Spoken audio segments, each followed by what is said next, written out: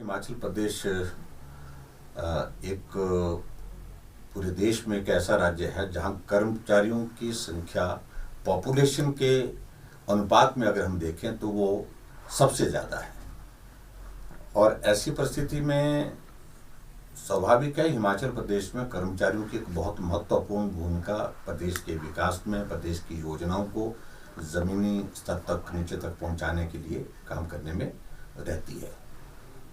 Covid के चलते काफ़ी अरसे से इस बात को लेकर के हमसे बातचीत हो रही थी कि एक तो जेसीसी की मांग थी, कर्मचारी महासंघ के गठन की बात थी। उन सारी बातों को लेकर के हम आगे बढ़ रहे थे, लेकिन कोविड के दौर के कारण थोड़ा विलम्ब जरूर हुआ, लेकिन उसके बावजूद अब हमने सारी वो औपचारिकताएं पूरी की महासंघ के गठन की।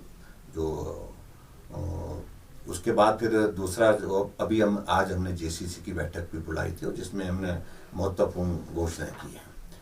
वैसे हिमाचल प्रदेश में हमने कोविड के दौरान भी बहुत सारी जो कर्मचारियों से संबंधित उनकी मांगे थी, उनका समाधान हम समय समय पर करते रहे। लेकिन कर्मचारियों को भी इस बात के लिए धन्यवाद करना चाहूँगा क्योंकि उन्होंने भी कोविड के चलते बहुत ज़्यादा दबाव अपनी मांगों के लिए नहीं रखा और सहयोग किया। सारी हालात परिस्थितियों को समझते हुए उन्होंने इसमें सहयोग दिया। जहाँ तक आज की जेसीसी की अगर हम बात करें, इसमें जो महत्वपूर्ण निर्णय हमने आज जो लिए हैं, एक तो यह है कि कर्मचारियों को 1 जनवरी 2016 से नए वेतनमान दिए जाएंगे। जनवरी 2022 का संशोधित वेतन जो है वो हम फरवरी के मास में जब सैलरी देंगे उसमें उसको शामिल करेंगे, उससे शुरुआत करेंगे और जिस पर हमारी सहमति बनी है। सहमति बनने के बाद मैंने आज विधिवत इसकी घोषणा भी की है। और उसी प्रकार से जो पेंशन, जो पारिवारिक पेंशनरों की जो पेंशन एवं सेवानिवृत्ति के जो लाभ की बात है, वो 1 जनवरी 2016 से संशोधित दिए जाएंगे। एक ये भी निर्णय उसमें हुआ है पेंशनर्स के लिए विशेष तौर से, क्योंकि उनकी संख्या भी हिमाचल प्रदेश में बहुत बड़ी है। और उसी तरह से आगे बढ़ करके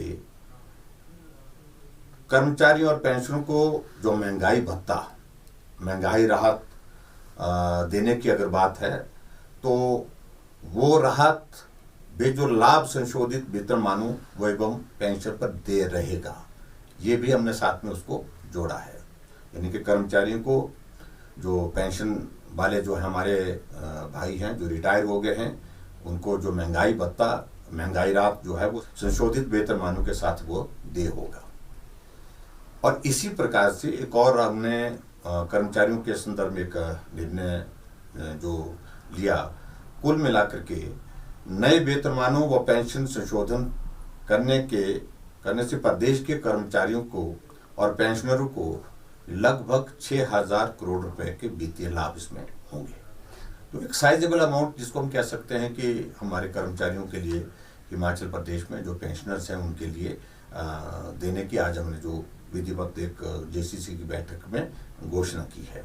कुल मिलाकर के वित्तीय लाभ अगर आज हम सारे मिला करके देखें तो 7,500 करोड़ रुपए के वित्तीय लाभ कर्मचारियों को और कर्मचारियों के अतिरिक्त जो हमारे जो पेंशन वाले लोग हैं, जो पेंशन धारक हैं, तो उनको ये मिलने वाला है। कोविड के इस दौर के बावजूद भी कर्मचारियों के लिए इतनी बड़ी राहत देना, इतनी बड़ी मदद करना, तो ये कठिन लग रहा था, मुश्किल लग रहा था, लेकिन उसके बावजूद भी हमको करना है। इसलिए करना है क्योंकि कर्मचारियों के बहुत बड़ा कंट्रीब्यूशन रहता है स्टेट के आगे बढ़ाने में।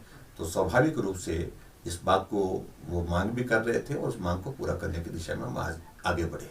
निश्चित रूप से इस बात को लेकर के भी हम कुछ चीज़ों को लेकर के सोच तो रहे हैं कि हम कुछ करें, लेकिन ये हमारे लिए एक तरह की आप बताऊँ इस तरह की स्थिति भी रहती है क्योंकि हमारा पे कमीशन और सारी चीज़ें जो कर्मचारियों से संबंधित जितने भी मसले हैं वो पंजाब से संबंधित रहते हैं। तो इसलिए ये करने कुछ एक चीज़ें तो हमारी उस तरह से हमको करनी ही है क्योंकि पंजाब वालों ने अपना पे कमीशन की जो है वो अनाउंसमेंट करने के बाद उसकी इम्प्लीमेंटेशन की दिशा में आगे वो बढ़े हैं और हिमाचल प्रदेश को भी उसको फॉलो करना है। कॉन्ट्रैक्ट वाला एक बहुत बड़ा इशू था जिसमें जो हमारे जितने भी हमारे कर्मचारी लगे हैं उसमें से एक बात आ रही थी कि जो 3 साल से उसको 2 साल तक किया जाए, वो हमने 2 साल तक करने का एक निर्णय लिया।